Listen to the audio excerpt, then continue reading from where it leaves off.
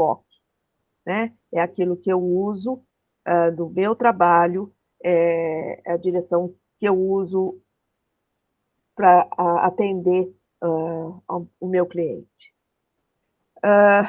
O modismo, né, é uma coisa muito complicada. O que acontece? Quando a gente começou com a globalização abriu, né, para a gente uma, uma gama muito ampla e rápida de contato com o que está sendo feito no mundo inteiro, né? Então, o que acontece? A maioria deixou de seguir, né? Deixou de seguir aquilo que era feito local, né? Que são os designers locais, os arquitetos locais, e passou-se a enxergar lá fora o que vinha sendo feito em termos de design de interiores. Quando eu falo modismo, não é do modo, não é o modo pejorativo, tá? Não entendam como pejorativo modismo, mas como aquilo que está sendo feito e vendido, né, naquele determinado momento. Quando essa gama abriu, né, o que acontece? Por exemplo, na minha época, para a gente saber o que estava sendo feito lá fora, né, a gente tinha que o quê? Andar em revistas e visitar, comprar revistas importadas, livros importados, e saber o que estava sendo feito do outro lado. Nessa necessidade de saber o que estava sendo feito, esse processo era muito mais difícil, né, do que hoje em dia. Então, o que acontece? A nossa cultura, a nossa base, a nossa raiz era mais preservada do que...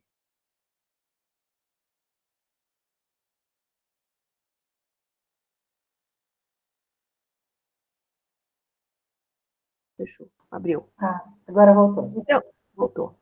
Então, o que acontece? Quando abre esse círculo, né, acaba entrando, tá, uma influência que é mais global, que é a própria globalização. Não sei por que está fechando o meu microfone. Não sei por que está fechando. Bom, quando essa influência acaba entrando, ela acaba questionando o quê? Questionando as nossas raízes. Foi o que aconteceu, por exemplo, quando a gente teve um exemplo mais recente, que vocês propriamente estão mais em contato, seria a entrada do minimalismo, né? Então, o minimalismo veio, e o que aconteceu? Ele invadiu, né, o Brasil, invadiu as casas como uma forte tendência. Quando a gente analisa, tá, o minimalismo em si, o que acontece? O minimalismo ele vem lá de cima, né? Vem dos países do topo lá, vem da Finlândia, da Suécia, né? São países que são frios, são países onde o povo é diferente, e o que acontece? Consequentemente, o resultado do design de interiores é também diferente. O que para nós foi um modismo, para eles era o dia a dia, né? Então, o dia a dia do pessoal da Suécia, né, da Finlândia, lá de cima, é o minimalismo, porque eles são daquele determinado modo.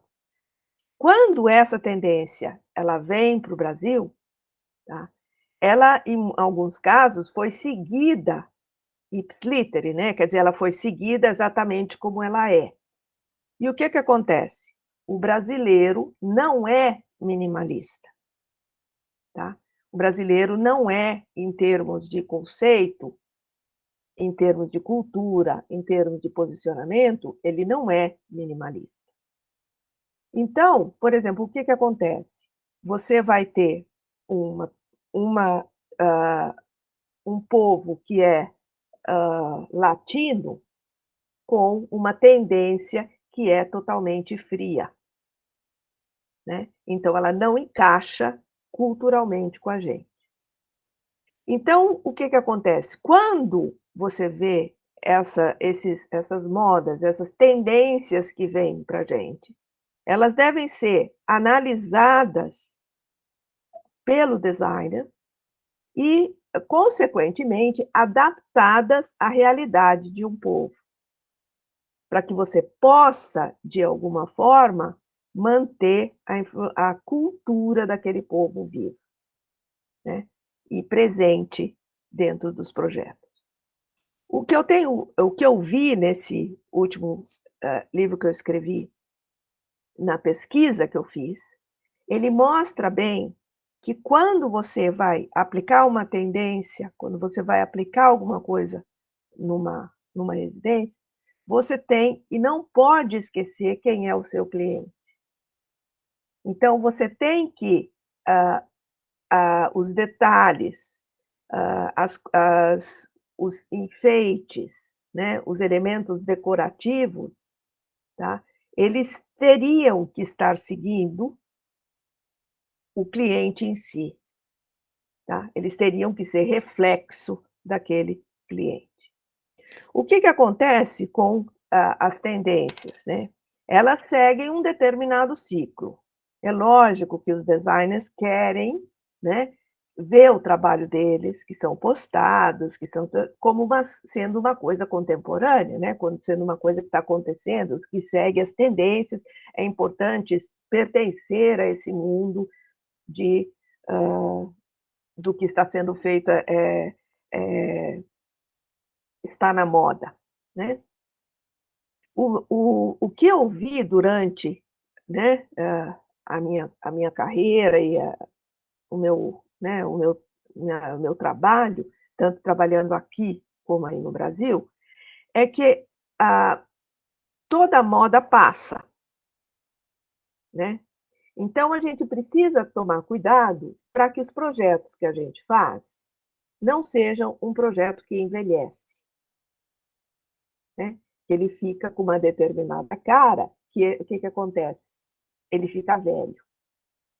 Então, um projeto que você fez, daqui 2 anos, 3 anos, o cliente que ainda tem por aquele projeto, acaba ficando um projeto envelhecido. Porque o que que acontece? As coisas mudam, né. Se hoje eu tenho, cores neutras, amanhã eu tenho colorido. No no ano seguinte eu vou ter floral. No outro ano é listado, no outro ano é xadrez, no outro ano é colorido, tá aí, é neutro. Por quê? Porque a gente vive num país e num mundo consumista. Não entendam nada do que eu estou falando em termos de pejorativo ou crítico. Eu estou analisando, tá? Então, vocês também, como profissionais, vão precisar analisar a situação, né? Analisar e saber ter base para poder conversar com o cliente e orientar o cliente e o projeto do modo que vocês acham, que seria o mais legítimo, né. É mais ou menos, Vanessa, nessa linha que você tá. Então, o que que acontece? Perfeito. É nessa linha mesmo, tá. Então, o que que acontece? A gente precisa, como profissional, questionar as coisas e questionar aquilo que está sendo feito. É como, por exemplo, você visitar uma casa cor, né, e achar que tudo que está feito lá dentro é bom, e não é, tá.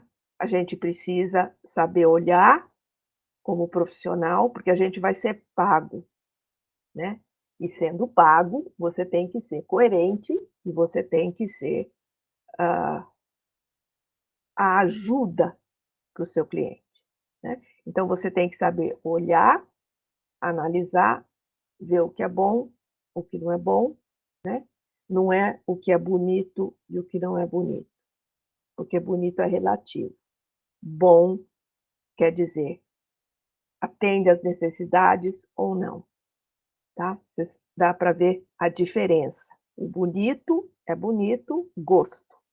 O bom, ele é bom ou mal, em termos de características técnicas. Então, o que que acontece? Quando a gente vai analisar, né, daí o que que aconteceu no mundo? Aconteceu esse problema da pandemia, aconteceu no mundo inteiro isso, e o que que isso trouxe? Trouxe problemas econômicos para o mundo inteirinho, né. Então, o que que acontece? Tô todo mundo meio sem dinheiro. E isso não é, uma coisa do Brasil. Aqui na Austrália a coisa tá crítica, né, e tá crítica no mundo inteirinho, na Europa, em todo lugar. Então o que que acontece? Vocês agora como nós agora como designers, vamos ter essa preocupação também de como a gente pode estar trazendo para o cliente o que é tendência, o que é que está sendo feito, de uma forma em que ele não vá ser prejudicado em termos financeiros, tá. Então, o que que acontece? A gente precisaria, de certa forma, voltar a uma coisa da base do seu projeto, ela ser atemporal, né.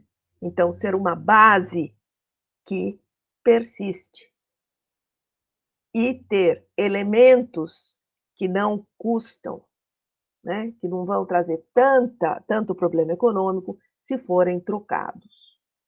Isso quer dizer o quê? Quer dizer que eu posso e devo seguir tendências até um certo ponto, né, porque o problema econômico está sendo muito forte, né. Então, em vez, por exemplo, da gente, hã, investir em coisas muito a pintura é o jeito mais fácil que a gente tem de alterar um ambiente, tá, completamente, em termos de tendência, em termos de tudo, e é o mais barato de todos. Então vocês se vocês olharem o que está sendo feito agora, eu estava falando com uma fiz uma palestra ontem, por isso que eu estou faz 3 dias que eu faço palestra, eu estou quase sem voz, que eu falo sem parar. E o que que acontece? Eu estava falando com eles e eles me falaram, assim, que eles seguem bastante o pessoal local, né, os designers locais ou as tendências em coisa. Eu acho que vocês têm que abrir o leque também, né, e olhar um pouco não só aquilo local, mas olhar um pouco, né, um pouco mais avante, assim, do que está sendo criado em termos de tecnologia e tudo mais. Então, se vocês analisarem, a cor está voltando, né?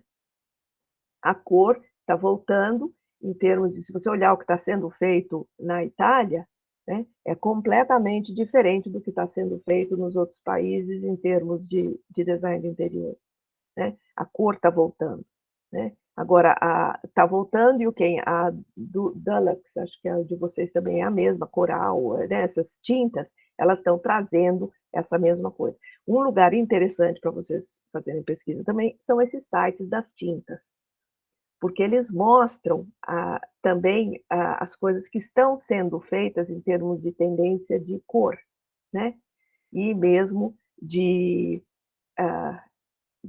nova leitura do interior. Então, se a gente voltar, então, a base do seu projeto, se você mantiver uma base que seja uma base que sobrevive, você pode então trocar. Você pode trocar o quê? Você pode trocar, dependendo, né, o revestimento de um sofá, mas você não pode trocar o sofá. Você pode trocar as almofadas que estão sobre o sofá, em vez de trocar o tecido e o sofá. Então, o sofá é um pano de fundo e você troca o que está na frente. Aqui eles chamam até de vestir a casa, né? Aqui eles têm, por exemplo, você veste a casa para o inverno, você veste a casa para o verão. Então, o que que é? Você troca as almofadas e o que você joga em cima do sofá. Então, é uma forma fácil. Você troca um tapete, né, pequeno, uma coisa pequena, e você muda a cara do ambiente de uma forma fácil, sem gastar muito, né. Então, existe a possibilita de você fazer esse consumismo de uma forma mais simples. Então, se você, por exemplo, num banheiro, né, você troca, ah, todo o azulejo, todo o piso, com uma estampa, com uma coisa assim, o que que acontece? Ele tem muito mais chance de envelhecer do que se ele for uma coisa mais neutra. E você vai, põe na toalha, põe no tipo de espelho, põe no tipo de coisas que você pode estar trocando. Tudo isso é muito relativo, mas é o que acontece. É por isso que você entra, às vezes, numa casa e fala: "Nossa, a casa dos anos 70". Por quê? Porque o azulejo reflete os anos 70, porque a pia está ligada aos anos 70, né. Então o que que acontece? Viram marcos. Daí a gente tem o que virou hoje, né, quando voltaram a fazer o quê? Vintage. Então vamos trazer aquilo, então vamos trazer de volta as coisas. Porque se vocês olharem, gente, a moda, ela é um ciclo, porque é um limite, né. Mudam o quê? Muda a tecnologia, né. Então a forma de fazer, o material vira reciclado, né, muda a tecnologia, mas a moda ela volta, tá. Se você vê de roupa, né, vocês usam hoje o que eu usei há 30 anos atrás, né. Então que para mim, eu olhava e falava: "Nossa", né, o que era moda, e eu usei coisas que 30 anos antes de mim também foram moda. Então é uma coisa que gira, né. Então, por exemplo, eu vejo às vezes com muita preocupação os banheiros novos, né. Por quê? Porque eles são, se você imaginar, por exemplo, em termos de gosto, tá, podem ser lindos, em termos de gosto, gosto, reflexo e tudo mais.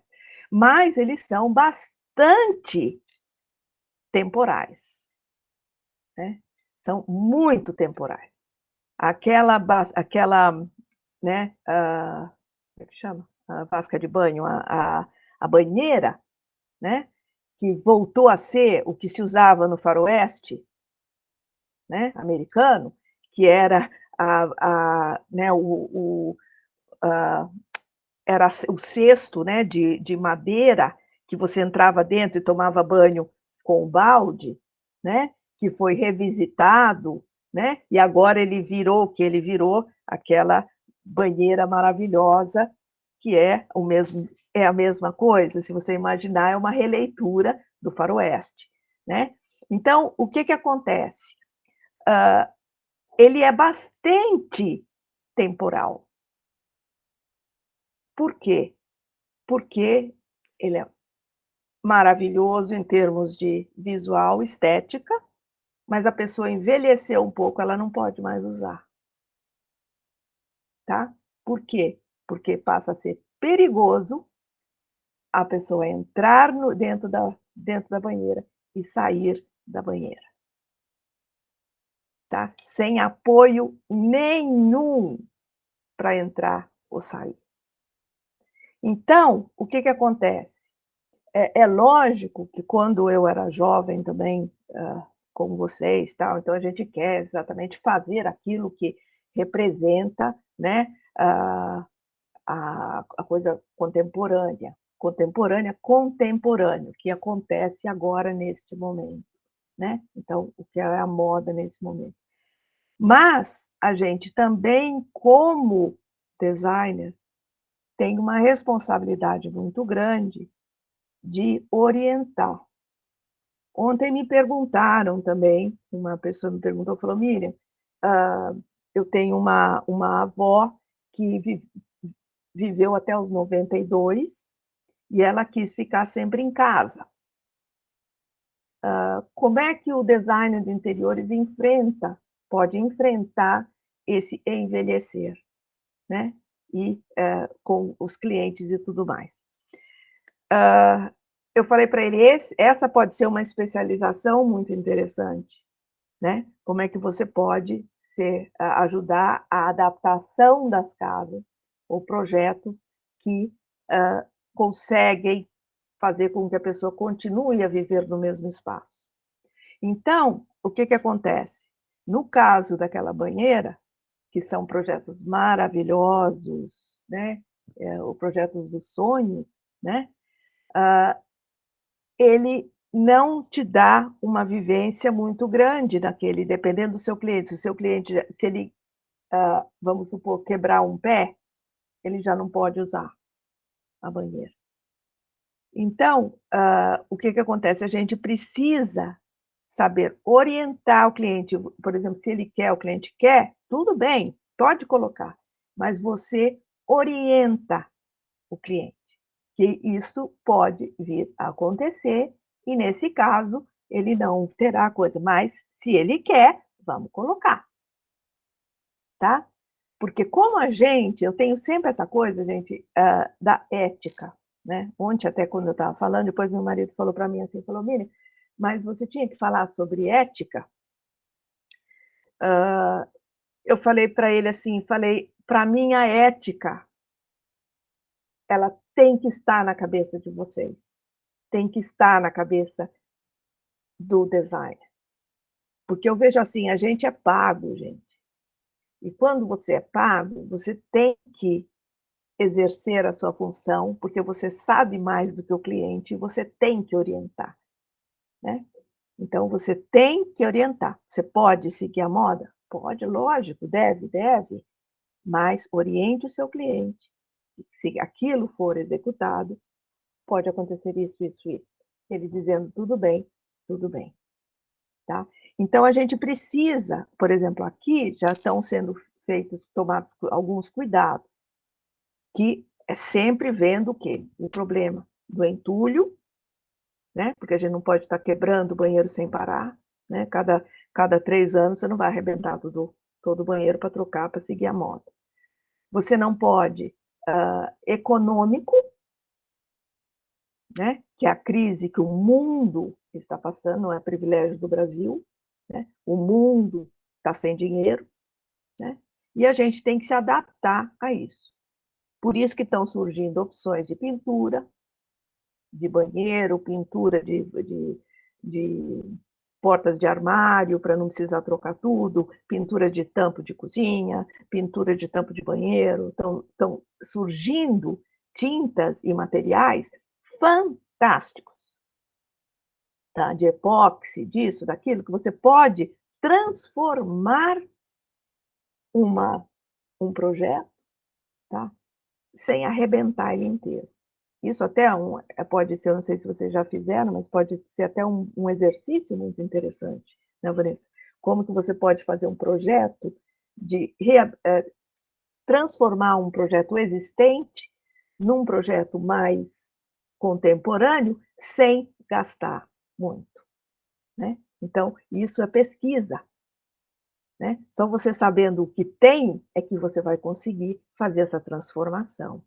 E isso é um nicho de mercado fantástico, tá? Porque quanto mais você economizar para um cliente, mais clientes você vai ter, tá? Dependendo quem você vai ser como profissional. Você tem que escolher, né? Quem você vai ser como profissional.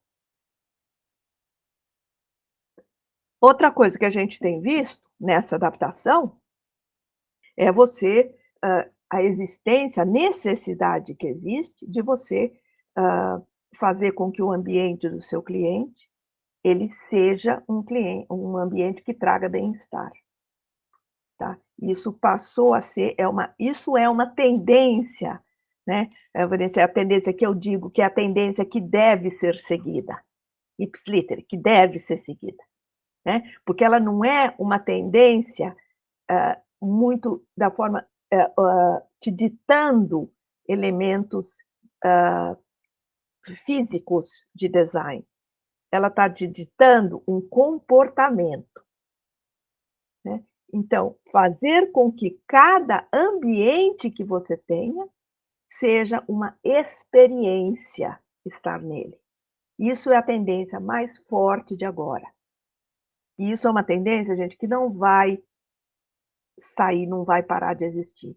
Por quê? Porque é uma necessidade que a gente tem de estar bem, de se sentir bem, né? De orientar. Por que que tem né, esses banheiros que a gente vê e tal? Vocês sabem, né, que banheiro e cozinha são as duas partes de uma residência que mais se gasta.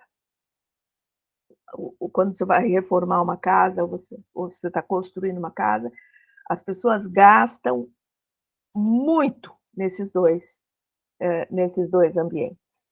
Isso por quê? Porque eles são símbolo de poder, tá?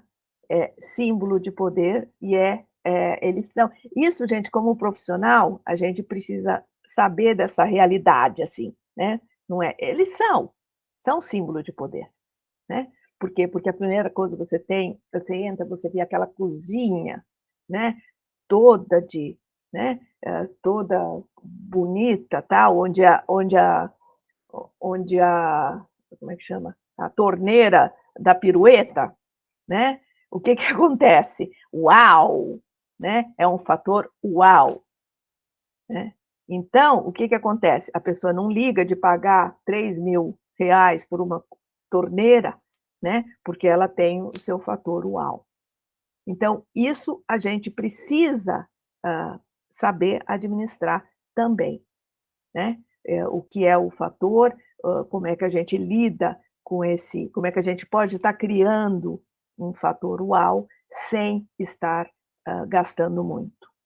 Porque a tendência, gente, por os próximos anos é que até a gente voltar, até o mundo voltar à normalidade, vai demorar. A normalidade econômica. Então, a gente vai ter que aprender a projetar de uma forma que as pessoas possam estar fazendo mais projetos. Você tem que projetar de uma forma que você consiga clientes, né? Então, é uma coisa de você voltar a sua, ao bem-estar dentro de cada ambiente que você tiver projetando. Em vez de, por exemplo, a tendência, né, que a gente tem hoje em dia, que é a, a biofilia também, né? Então, se a gente esquecer um pouco a tendência, porque existe a tendência de porcelanatos ou de elementos de azulejos, é uma coisa. A tendência biofílica é outra. A tendência biofílica é comportamental. A tendência do azulejo é física. Tá? Então, a gente precisa estar seguindo o quê? Essa tendência comportamental, porque essa não vai desaparecer tão facilmente. Né? Vocês têm alguma pergunta até agora? Qualquer pergunta que tiver, vai fazendo enquanto eu estou falando, porque é mais fácil do que a gente Miriam, isso que você falou dessa tendência comportamental, eu vejo muito como uma tendência que aqui no Brasil teve muito, né? Até bem na época da pandemia, de você ter uma floresta em casa, urban jungle, né? E algumas pessoas não entenderam muito bem isso e colocaram milhões de coisas. E é completamente diferente de você ter um comportamento, né? De você aliar sustentabilidade, você ter normas de conforto, de acessibilidade, né? Então, isso realmente é uma tendência comportamental e respeitar o cliente, né? Eu acho que para os futuros arquitetos que estão aqui, que a gente está formando agora aqui na Unicesumar, eu acho que a tendência é exatamente isso que você falou, é um comportamento, né? É um comportamento, para os arquitetos, inclusive a parte né, de você, dos materiais que você está utilizando. Esse negócio que você falou da jungle é gozado, né? Porque eu falo, a biofilia não quer dizer você transformar a sua casa na mata amazônica, né? Não é, não é isso. A biofilia não quer dizer isso. A biofilia quer dizer o quê?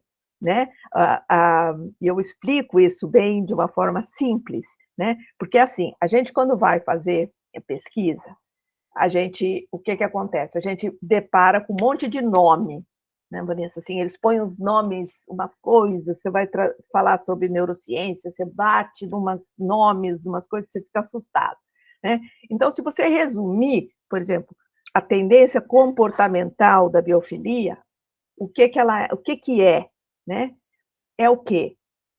A biofilia é baseada no quê? Em você veio do homem da caverna, tá? Bem, simplesmente é isso. Você veio do homem da caverna. Então, o que acontece? A gente se sente bem, estaria no nosso DNA, né? Estar bem quando você está na caverna, quando você está naquele tempo. Então, quando você está onde? Na natureza. Então, existe a forma. Então, vamos trazer a natureza para dentro de casa, tá?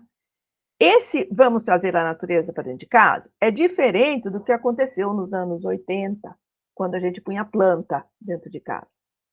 Esse trazer a natureza, ele está baseado no quê? Do você se sentir bem na filosofia de estar junto à natureza, tá? Então, se você tem a natureza do lado de lá da sua janela, você o quê? Você propicia que a pessoa veja lá fora. Então, ver o sol, ver o céu, ver a planta, ver a árvore, significa estar em contato com a natureza. Você poder abrir uma porta e ir lá fora, né, e sentir o odor das coisas, você está em contato com a natureza. Mas também esse abrir a porta foi impossibilitado porque todo mundo, a maioria que comprou prédio, que comprou apartamento, que tinha uma baita de uma varanda, fechou a varanda, né? Fechou a varanda, fez tudo para aumentar o espaço interno. Daí o que acontece? Não dá para ter mais o sol, não dá para ter esse contato de você sentar lá fora e ter o vento, porque está tudo fechado, né? Virou um outro aspecto da coisa. Então, voltou. Então, primeiro, você não tem contato nenhum, você tem janela grande, então você vai possibilitar um tipo de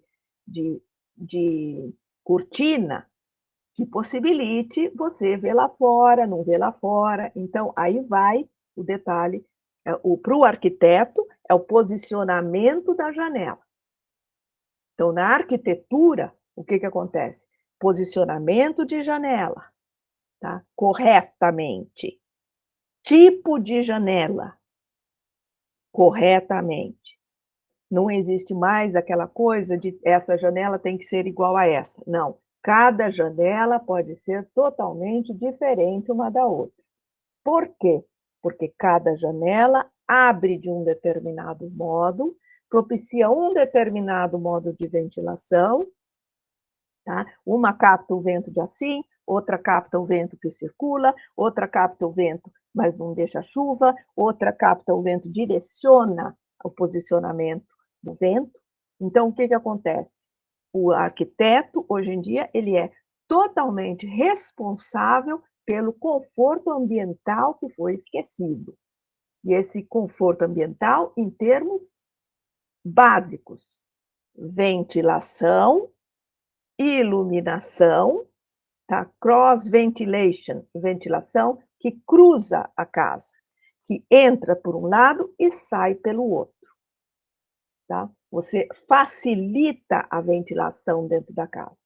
Então, voltando à biofilia, o que acontece? Você pode facilitar via janela, o designer via cortinas, o arquiteto via posicionamento de janela, né? Então, portas, onde eu coloco a porta, né? A porta, gente, não é simplesmente a porta é um acesso ao quarto, não, ela também auxilia a ventilação, né? Ela também, no design passivo, ela é importantíssima, porque o posicionamento da porta facilita a ventilação cruzada, né? Facilita o ver dentro ou não. Então, essa tendência do biofílico, Ele vai estar onde? Ele vai estar, eu posso ver. Se eu não posso ver, se a minha janela dá para o muro que divide a minha casa do outro, o que o arquiteto ou o designer vão estar fazendo lá fora? Criando alguma coisa para ele olhar, né? Quando não existe, a gente cria. Então, você pode estar criando uma vegetação, trazendo de novo a vegetação para dentro da casa, né? Essa vegetação,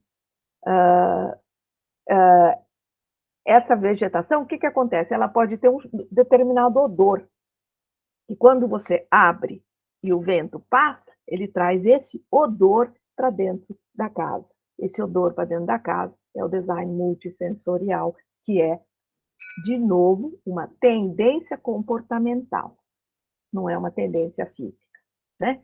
Então, se você não consegue, você está trazendo a natureza dentro de casa através desse odor, né? Daí você não consegue, você não tem, você está num apartamento sem varanda, que você não consegue trazer a coisa para casa. O máximo que você consegue olhar é o céu ou os outros tetos. Então, o que acontece? Você traz para dentro de casa em forma de planta, não mata amazônica, né? Você traz em formas de planta, adaptadas a cada ambiente que você tem, e daí?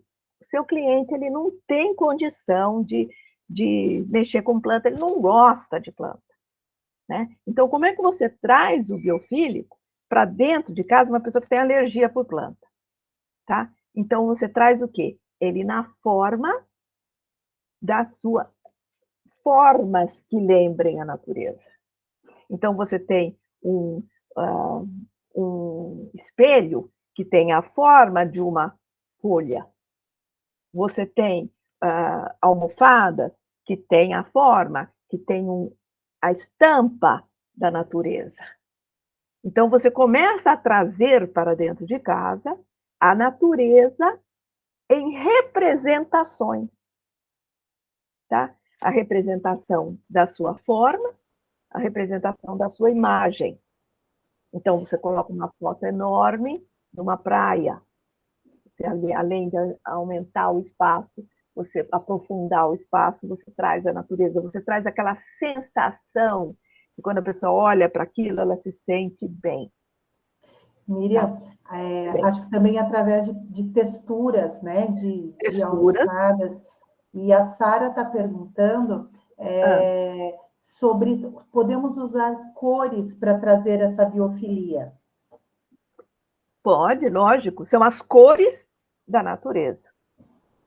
Tá? Então, é areia, as cores. E eles dizem ainda que seriam você trazer a natureza que está ao seu redor, né? Uma natureza que você conhece. Então, por exemplo, eu não vou trazer para dentro de casa uma natureza, ou até se eu não curtir a coisa japonesa, uma coisa japonesa, porque ela não tem muito a ver com onde eu estou. Se eu curto aquilo, se eu gosto daquilo, se eu estou envolvido, eu trago. Porque tem que ser coisas que sejam relacionadas com você, né? Então, eles dizem até, por exemplo, você traz a textura, né? A textura, como é que a gente traz a textura? Eu lembro anos atrás, Vanessa, quando a gente tinha aquela coisa do seixo rolado, né? Então, o seixo rolado era super, nossa, virou uma tendência assim tremenda de colocar seixo rolado no banheiro. Daí o que aconteceu? Ninguém conseguia andar em cima daquilo. Por quê? Como você comprar uma sandália que faz massagem no pé e depois você usa por um dia e não usa nunca mais. Por quê? Se você não está acostumado com essa, né, essa pressão nos pontos do seu corpo, o que acontece? Você não aguenta andar em cima. O que aconteceu? Aconteceu a fotografia do seixo rolado adaptado às cerâmicas, tá? Então, aí que entra na hora de escolher o material, aquela foto é tão realista que quando você olha, você se lembra exatamente, você acha que aquilo é um seixo rolado. Então, deixou você, a representação né? Por exemplo, hoje em dia, né, o papel de parede voltou. O papel de parede foi o máximo, gente, nos anos 80. Tá? Era o máximo que tinha, era papel de parede. Tá? Daí virou o demônio da coisa, assim, que coisa horrorosa, que representação. Ai, virou, assim, uma coisa, você ter papel de parede, sabe? Pelo amor de Deus, né? Mas o que aconteceu? Por que o papel de parede está voltando agora? É uma outra proposta, né? Ele está voltando por quê? Porque em vez de você arrebentar a parede inteira para pôr tijolo, que te traz uma lembrança em termos de textura, em termos de infância, em termos de aconchego, você põe o papel. Porque ele não traz entulho, ele não traz uma série de coisas. Então, a gente acabou aceitando o fake. Né? Por quê? Porque ele é conveniente nesse momento em que nós vivemos. Então, é como você traz a textura. Né? Eu vi um projeto onde a parede inteira era uma praia, assim, e a praia era nivelada com o chão, né? Então, a própria areia. Nossa, né? Aquilo me trouxe uma coisa, você imagina você sentada ali olhando e olhar para aquilo, parece que você está ali. Então, a tendência é comportamental, é você ajudar a sua cabeça. Outra coisa do biofílico, por exemplo, quando a gente estava lá na caverna, a gente ia caçar ou ia fazer qualquer coisa, o que acontece? A gente subia em lugares altos, né? E de um morrinho, uma coisa, você vê tudo, né? Isso dá o quê? Causa o quê? Causa uma certeza, uma segurança. É por isso que hoje em dia você olha os projetos biofílicos, eles são abertos no meio, tem as escadas rolantes, tem as coisas comerciais que você olha de cima. É o mezanino que você olha. Então, ele te dá uma sensação de segurança que você sabe o que está vindo. Então, são essas pequenas... Oi, bem, fala. Não, queria te falar que tem duas perguntas, eu acho que elas são relacionadas, né? Então, o Leonardo perguntou assim, até que ponto a utilização de revestimentos que imitem materiais naturais é benéfica no que tange à atemporalidade de um projeto? E aí, complementando isso, o Felipe perguntou que ele gostaria de saber uma curiosidade de qual seria um delírio coletivo em relação ao modismo na arquitetura. Tá.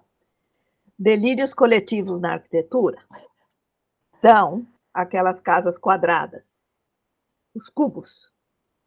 Isso é um delírio coletivo. Tá? Por quê? Porque eles estão em qualquer parte do mundo, tem aquele cubo. Tá? E o que acontece no Brasil, gente? O Brasil é perfeito para o cubo. O sol entra direto na janela e tosta quem está lá dentro, porque não tem proteção nenhuma na janela. Tá? O cubo, se você não faz ele direito, com marquise, se você não põe marquise, gente, você tosta no Brasil, no norte. Tá? Se você faz aquela faixa aqui, nossa, aqui também é o delírio coletivo, é o cubo, né? Aqui a gente tem 42 graus no verão, né? Então, o que acontece? Tá, então você tosta lá dentro, né? Então, o que acontece? Põe, vamos pôr película, né? Ótimo, no inverno você vai precisar de um aquecedor tremendo, porque não entra nenhum calor, né? Então, são coisas que a gente precisa, né? O cubo foi a coisa. Teve um anterior a esse, que era o estilo toscano, que há uns anos atrás entrou também, que era o estilo da Toscana na Itália, né? Então, todo mundo tinha a cor, todo mundo tinha a coisa, né? Recentemente foi o cinza. O terracota. O terracota, e agora, recentemente, é o cinza, né? Aqui até saiu uma reportagem no jornal dizendo estão transformando os nossos subúrbios em tons de cinza. né? Porque todo mundo pintou de cinza com preto no telhado, né? Absorve todo o calor, passa tudo para dentro, tá? Então, são as coisas que a gente não questiona e copia. Mas o que acontece? Vai virar, passa, fala, essa casa foi construída em 2020, mais ou menos. Porque você passa a saber, como a gente fala, aquela casa dos anos 70, né? Por quê? Porque ela tem características. Esse seria um delírio coletivo. Né? A outra pergunta, o que era mesmo, Denise? Sobre os revestimentos, assim, os Revestimento. revestimentos que imitam esses materiais. E eles acabam também sendo um ponto marcante, né? Eles não acabam não sendo atemporais. E a Cris perguntou se a biofilia pode ser considerada uma forma de humanização dos projetos. A humanização dos projetos é a biofilia, é a neuroarquitetura, é o multidesign multissensorial, aplicado tanto à arquitetura como ao design interiores, tá? Tem uma coisa interessante eu já falo sobre os materiais na parede, mas uma coisa interessante, eu acho que eu já contei para alguns de vocês essa história, uma arquiteta estava trabalhando com pessoas com deficiência visual, cegas, e quis saber como é que os cegos interpretam a arquitetura. E levou um grupo, tá, de pessoas cegas em determinados lugares para ver como eles interpretavam, como é que eles sabiam, né, onde eles estavam e tal. O primeiro lugar que ela levou foi uma biblioteca. E as pessoas disseram, a gente está numa biblioteca. Né? Então, ela falou, como é que você sabe? Falou, primeiro, pelo cheiro dos livros. Tá? Design multissensorial, gente. Tá? O cheiro dos livros. O som, o silêncio. O som que abafa. Porque daí você tem revestimentos que abafam. Né? As pessoas conversando baixinho. Então, são fatores, quando você tira a visão, são os fatores os fatores sensoriais, seus outros sentidos, captando aonde você está. Daí levaram numa catedral. E eles disseram, a gente está numa igreja, na catedral. Como é que você sabe? Pelo eco, né, que existe, pela reverberação do som, pelo odor, tá? Então, pelas pessoas, pelo som do andar das pessoas. Tá? Então, a gente vê como que o multissensorial, que é um projeto que ativa os seus sentidos, ele é fundamental na arquitetura e no design interior. Tá? Por quê? Porque ele ajuda. Né? O básico da biofilia é estar dentro, né, da natureza. A neurociência, ela chegou à conclusão, porque a neurociência ela apareceu para quê? Para. Olha, está visitando de novo meu cachorro. Sai, Pufi. Get out. E, desculpa. E o que acontece? Eles. Nossa, perdi o fio da meada agora. A biofilia diz que, por exemplo, quando você está dentro, e a neurociência também, a neurociência começou quando ela quis descobrir como que a gente pode, como arquiteto, como designer, ajudar as pessoas que têm doenças mentais. Né? Então, como que a gente pode criar ambientes saudáveis para as pessoas, para beneficiá-las na sua jornada, né, de vida. Então, o que acontece? Você estando na natureza, se você imaginar quando você vai numa floresta, quando você vai num parque, o que acontece? Você tem ativado todos os seus sentidos. Por quê? Você sente o vento, né, no seu corpo, você sente a árvore, você passa, bate na árvore, né? Você sente o odor da planta, o odor dos patos que estão no lago. Você sente a água, você sente o vento, né? Você vê as coisas. Então, o que acontece? Você tem estimulado todos os seus sentidos. E isso gera o maior bem-estar. E é isso também está dentro da biofilia, né? Você trazer a natureza, quer em forma de representação, quer em forma de fractals, quer em forma de diferentes opções que você tem, como você trazer isso para dentro de casa. Quando você tem os revestimentos que são fake, né, eles têm a função de ativar o visual, tá? Então, eles têm a função de estar ativando o seu sentido da visão, né? Onde você vê aquilo, te causa uma determinada emoção, uma determinada resposta corporal, porque é processado e transforma numa resposta corporal. É um tipo de solução de fácil substituição. É uma forma que não custa tanto, mas é efetiva. O que eles falam, tanto em todos os, porque o biofílico segue coisas da neurociência, o multissensorial segue coisas da neurociência, todos esses basicamente seguem, né, a neurociência. O que eles dizem é que, primeiro de tudo, tanto na arquitetura como no design de interiores, o visual foi sempre o enfoque.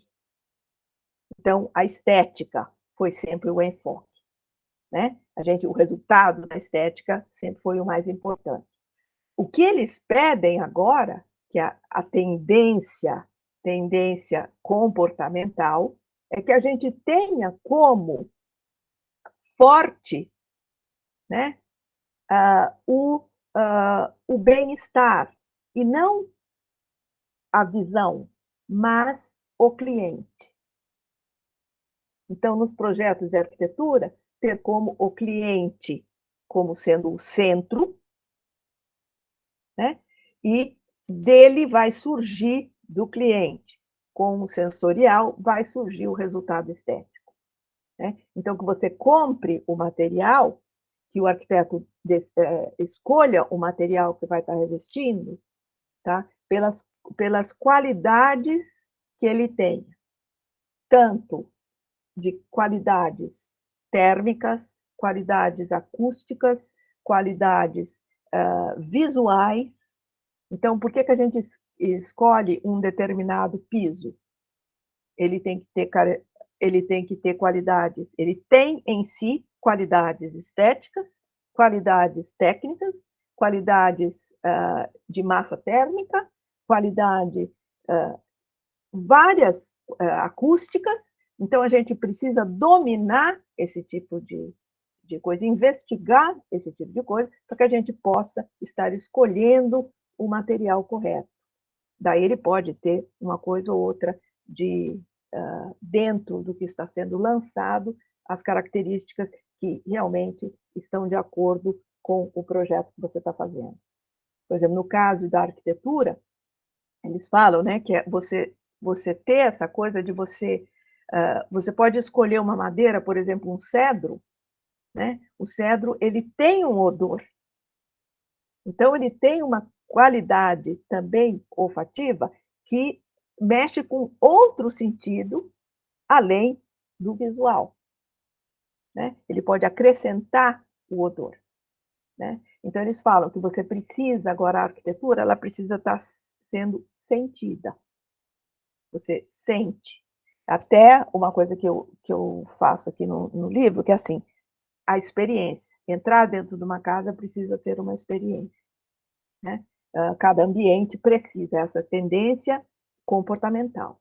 Precisa ser uma experiência. Quando você fala, o cliente chega para você e fala, eu quero uma sala de leitura. Tá, uma sala de leitura.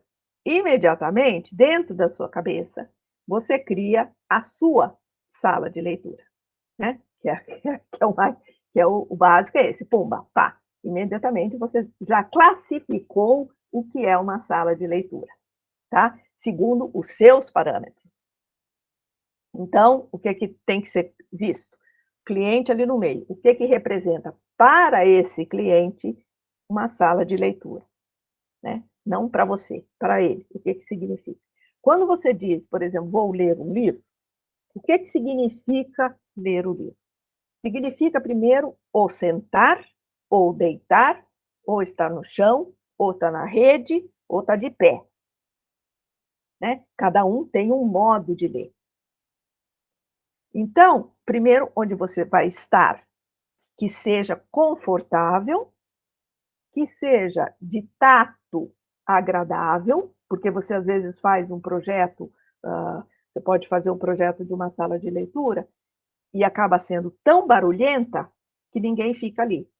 Por quê? Porque os materiais que foram escolhidos, o pé direito altíssimo, o porcelanato no piso que reverbera, né? Então, o que acontece? Você não fica ali.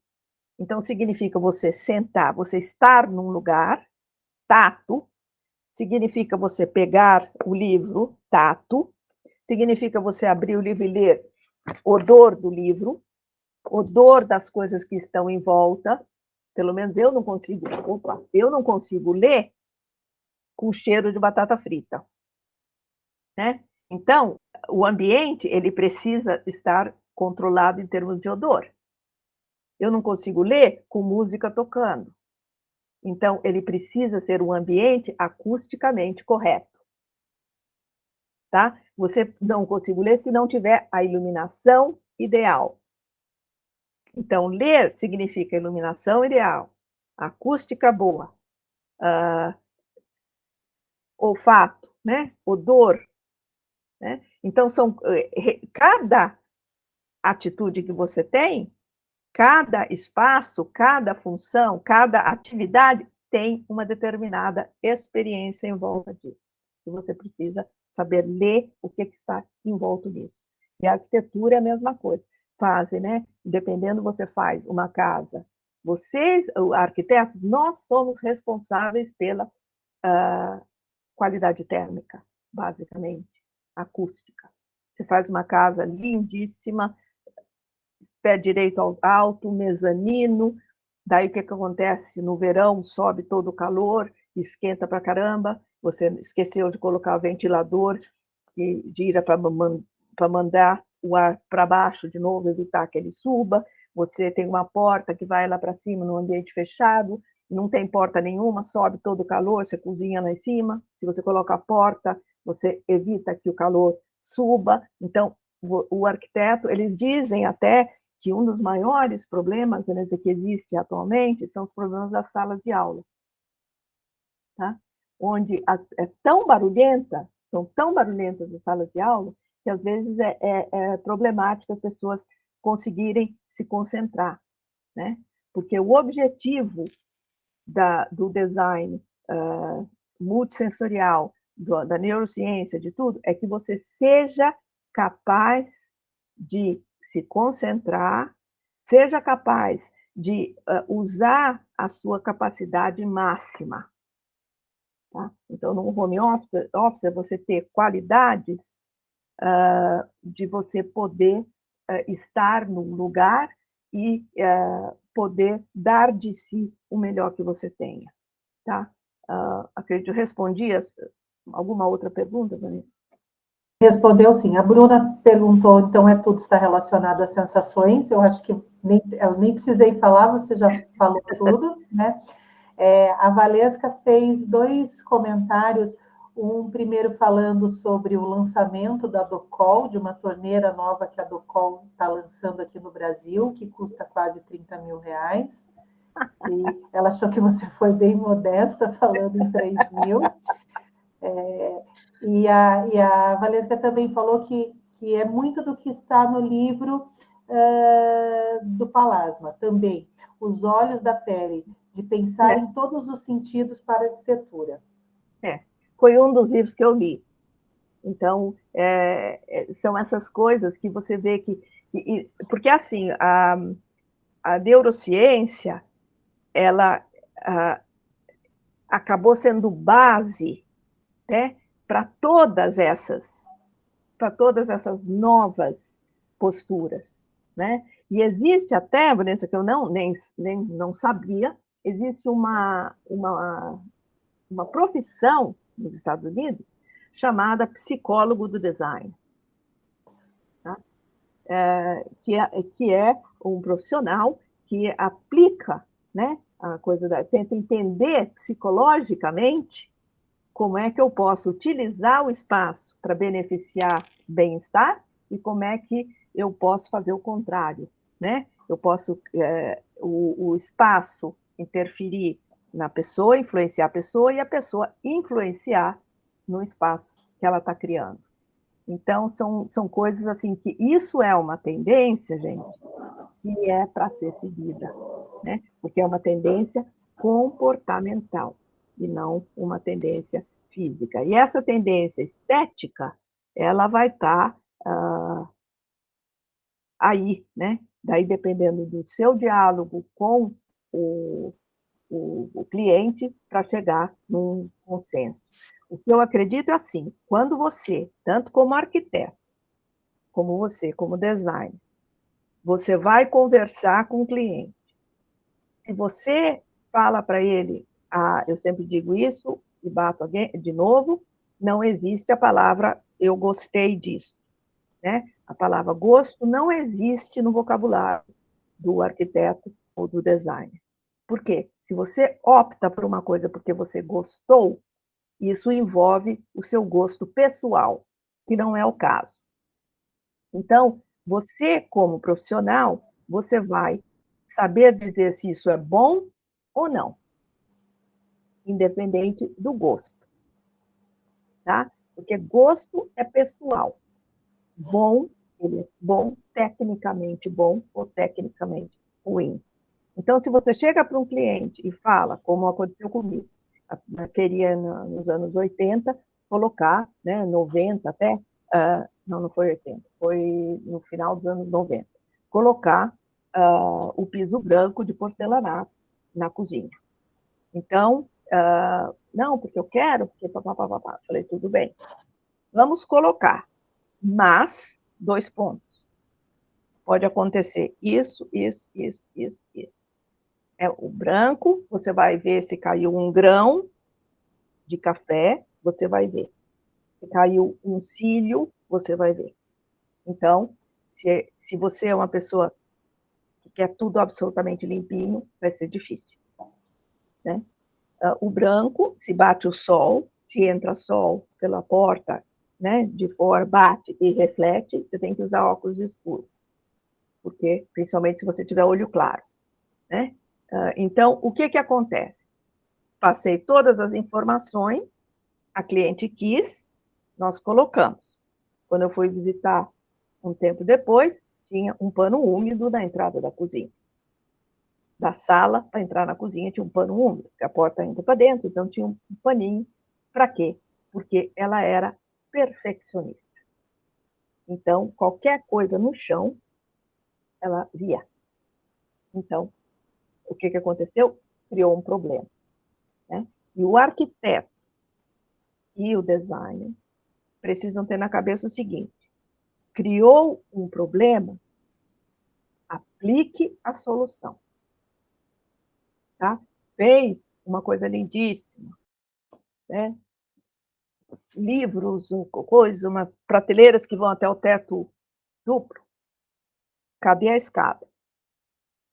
Tá? Então, a escada tem que estar aplicada às prateleiras.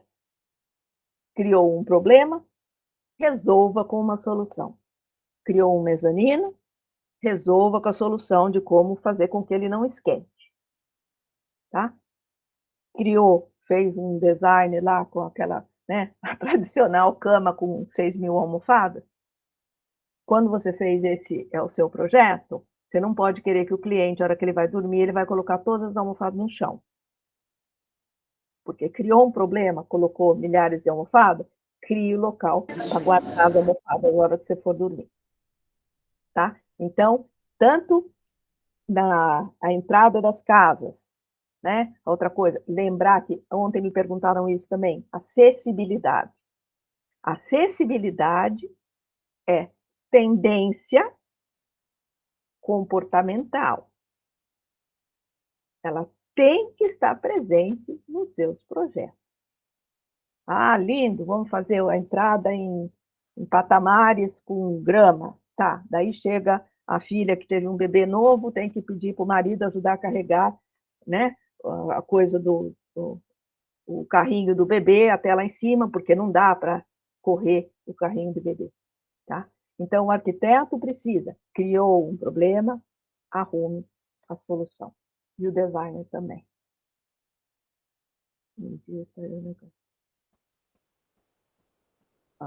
Alguma outra... Tem uma pergunta, em resumo, neurociência cognitiva está diretamente conectada às estratégias experimentais na elaboração do projeto idealizado ao cliente. Isso, está. E lembrando que existem formas mais... você pode se especializar, tá, em neuroarquitetura, ou você pode aplicar a neuroarquitetura também ao seu projeto, sem fazer com que seja que nem o biofílico, não precisa ser, né, totalmente biofílico, mas você pode, aonde você pode aplicar aquilo que você sabe que vai trazer benefícios. Tem até um site que eu postei, que é uma coisa mais assim, é um livro, um pequeno livro. Eu baixei. É bem interessante. É um e-book, acho que é da Roca. Isso. Bem interessante. Eu baixei hoje de manhã, pela manhã, eu consegui baixar ele, e assim, muito fácil de ler, assim, já dá uma introdução a neuroarquitetura e coisa. Então, vocês podem baixar ele também facilmente, que a coisa disso o que a gente tem que evitar também, como eu vejo assim, né, que a arquitetura, ela pode ser uma coisa acessível e simples de se entender, ou ela pode ir para um patamar, né, da rebimboca, né, aquele patamar de virar uma coisa completamente cheia de palavras, de coisas que o cliente não entende. Então, procurem ao máximo possível você sempre utilizar uma justificativa que o cliente entenda. Uma justificativa, traduzir uma coisa que você estudou, como a neurociência, que pode ser bastante complicado, se você se aprofunda, né, é bastante complicado, palavras e coisas para você entender, tem de transformar isso numa linguagem simples para que o cliente entenda aquilo que você está querendo dizer, tá? Que ele não assuste com termos, né? Porque às vezes você começa a falar termos muito complicados e a pessoa não entende, às vezes não tem até vergonha de dizer que não entendeu e acaba a tua justificativa ficando um pouco, tá assim, mais ou menos a pessoa não entende realmente, tá? Então, transformar a sua linguagem sempre com o cliente de uma forma mais simples e evitar usar a palavra gosto, tá? Gostei disso. Ele pode ir selecionar alguns tipos de materiais, ele traz para você, você escolhe, não, você gosta disso ou gosta daquilo. Ele pode gostar, porque a interferência é o gosto dele, mas você não pode gostar. Você tem que ir dentro daquilo. Oi, bem. Na nossa outra palestra, assim, você falou sobre isso também, e eu E os alunos que estão aqui sabem que eu repito sempre, eu levo isso agora para a minha vida e sempre falo para eles, assim, né? Sempre faço uma citação sua, que a gente não gosta, a gente explica, né? A gente precisa ser técnico, a gente precisa dar informações técnicas, né? Seja de uma cor de tinta, né? De um pigmento, um método construtivo, não é eu gosto. Isso é bom por causa disso, disso, ele tem, mas tem esse ponto que talvez não seja interessante. Então, o cliente precisa saber o que pode acontecer, né? Essas possibilidades. E ele se sente, né, Vanessa? Ele se sente mais confiante em você, porque o seu embasamento em dizer para ele, olha, usa esse piso ou usa esse aqui em vez desse, ele é baseado numa coisa, não é no teu gosto, ele é baseado no teu conhecimento sobre aquele material. E às vezes é uma palavra que pode arruinar tudo. Ah, gostei dessas. Você não tem que gostar de nada. A professora Janine fala, pois bem certo, assim, argumento técnico, né? A gente tem que argumentar tecnicamente, seja de qualquer aspecto, né? Seja ele relacionado a um produto, a uma tinta, ou você explicar para o cliente por que as janelas são diferentes, é por causa do conforto ambiental, né?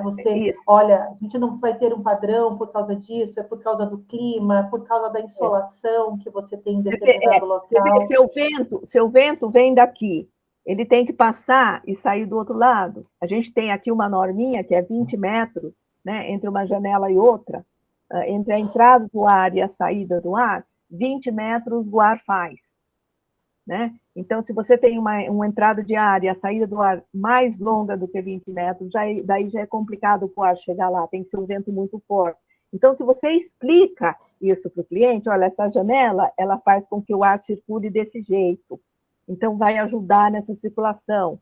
Né? Então, esse tipo de coisa, o cliente, ele passa a relaxar em relação a você, ele passa a saber que você está escolhendo porque é lógico que dentro da sua cabeça, às vezes, está o teu gosto, né? Mas você não pode dizer gostei. E até gozado, né, Vanessa? Porque força o arquiteto, força o profissional a ir mais a fundo, porque você precisa saber o porquê, além do seu gosto. Exatamente. Né? Como é que você vai justificar para o cliente? Olha, eu gosto disso aqui. Não é você que vai morar lá, né? Então, não interessa para ele, de certa forma, a menos que você seja uma grife, né? Sim. Então, daí o que você fizer, né? Está bom, não importa se eu vou cozinhar lá dentro, mas foi feita por toda vez que você vai chamar para jantar o pessoal, olha, minha casa foi projetada por fulano de tal. Daí todo mundo está lá pingando, mas não vai dizer nada, porque foi o cara que fez. Né? Então, exatamente. Uma outra situação. Tá. Alguma outra pergunta? Aqui no chat não tem nenhuma. Eu não sei se tem mais alguém que queira fazer alguma pergunta dos nossos alunos. Deixa eu abrir aqui o chat novamente.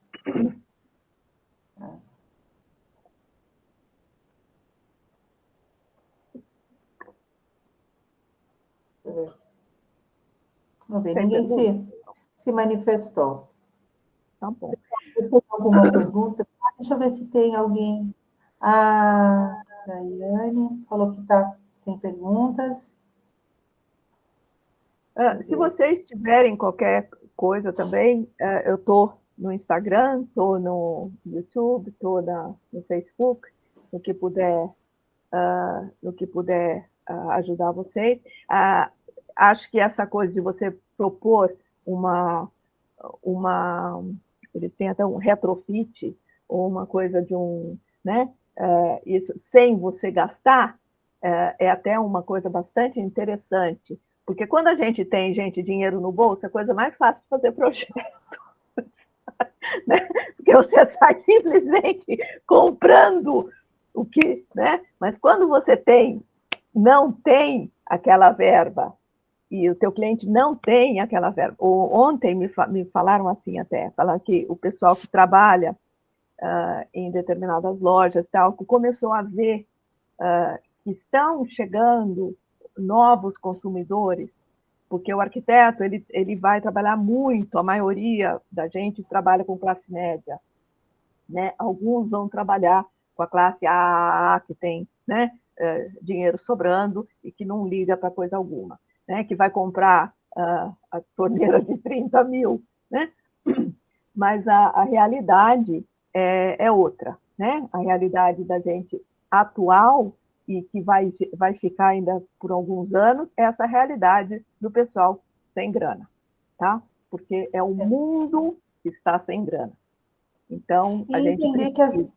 né, entender que às vezes não é porque a pessoa tem que ela quer gastar, né? Entender quais são as prioridades do projeto, né? Então, entender para fazer ela quem... ver que às vezes, em vez de gastar 30 mil numa torneira, ela pode comprar um outro tipo de torneira e pode investir aquele dinheiro na parte de isolamento térmico, né? Exatamente. Então, saber a barganha, né? Que eu vejo que muitas casas não têm, né, essa parte do isolamento térmico nos telhados.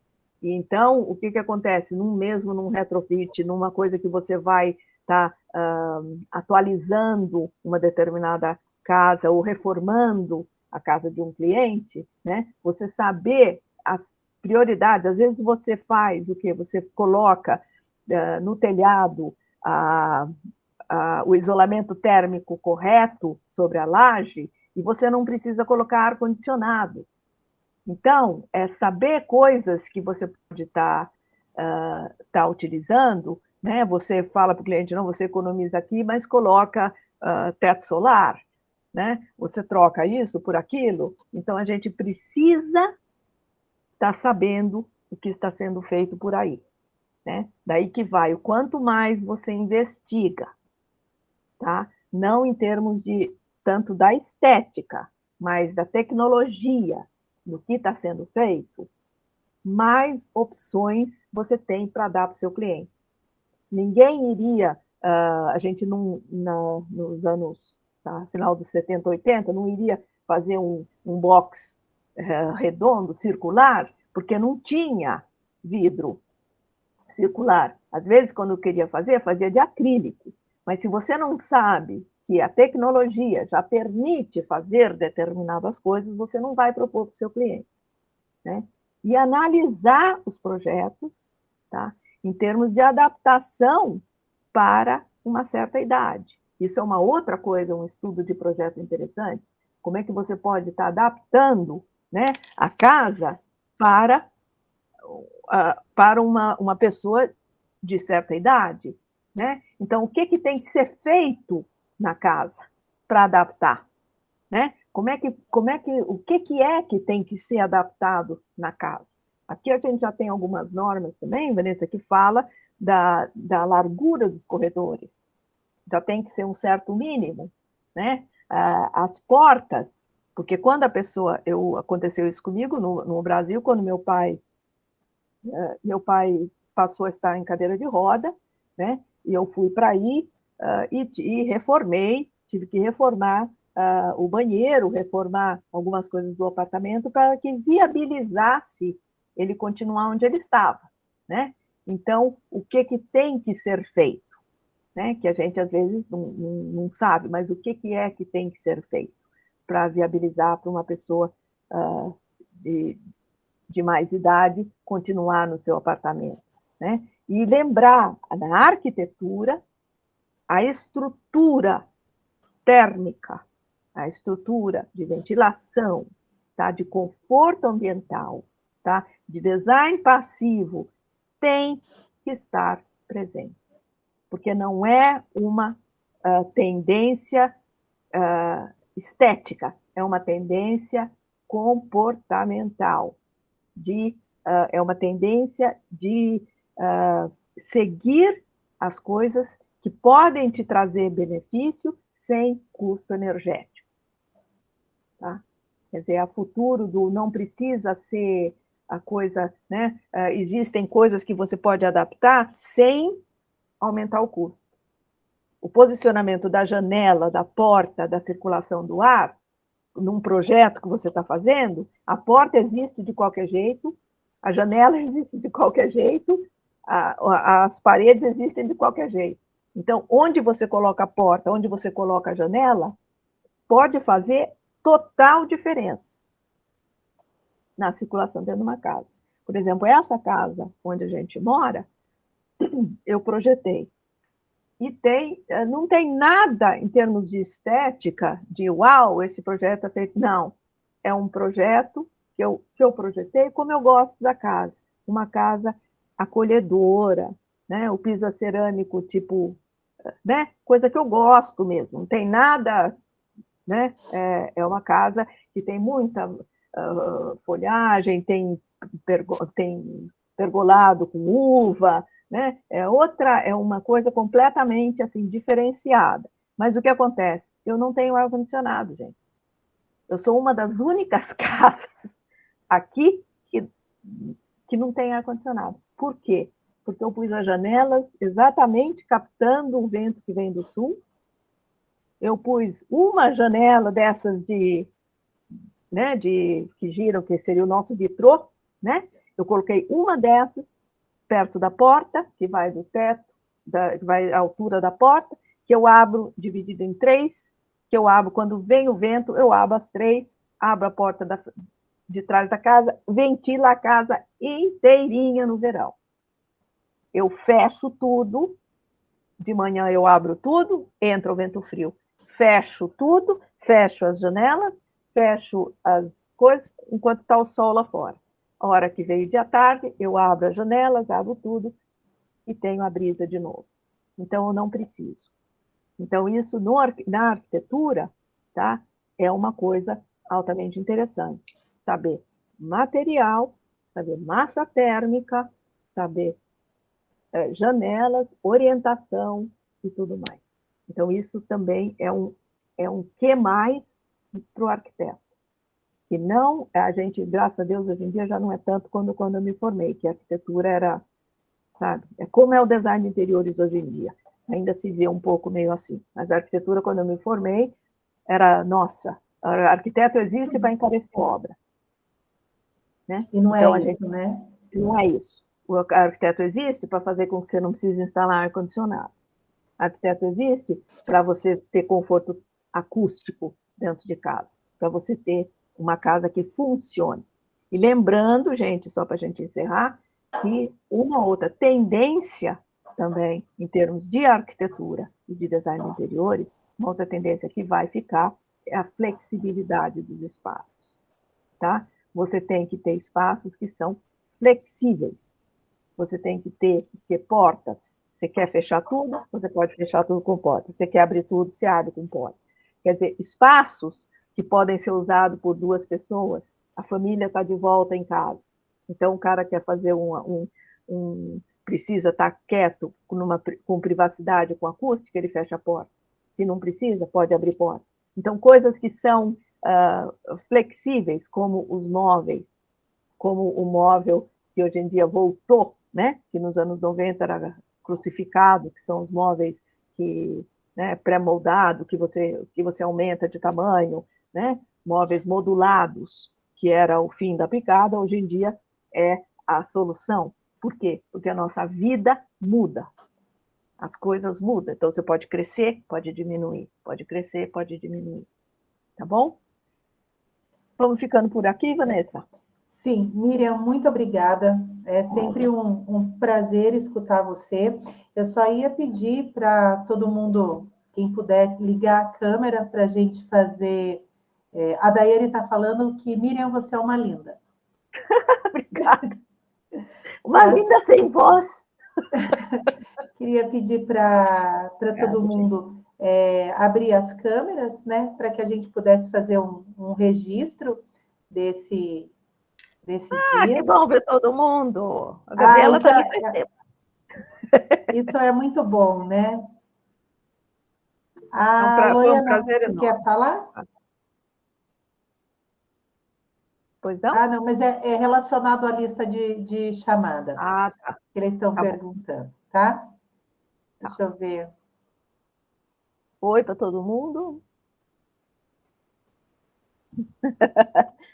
É um prazer enorme. Quem precisar de mim, estou à disposição. Tá? E sempre que você precisar, Vanessa, é só me chamar. Muito E sempre que obrigada, quiser, Miriam. tá bom? Tá, joia. Deixa eu fazer Miriam, outra. a gente brinca que a gente vai chamar a nossa referência bibliográfica básica da disciplina. A gente chama assim. Obrigada. E eu sempre conto que, assim, foi na cara de pau, né? Eu falei, bom, o não eu já tenho da Miriam. Se ela me falar assim, eu tô nas nuvens. Né? É isso que a gente... nosso e primeiro assim que a gente... contato. E assim que a gente precisa, às vezes, se posicionar. Né? O máximo que pode acontecer é ficar como está. Então, por que não Exatamente. tentar? Né? Isso mesmo, tá? Beijo Então, todo grande, mundo gente. sorrindo para eu fazer uma fotinha.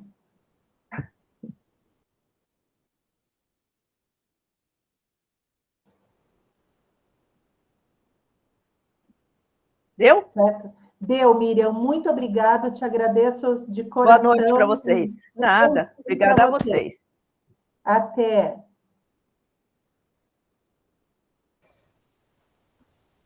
Já podem encerrar a gravação, né? Já foi atualizado aqui, gente. Às vezes ele demora uns minutinhos para atualizar. Assim que abrir, a gente deixa uns 10, 15 minutos e fecha de novo. Espera aí. Se esperarem,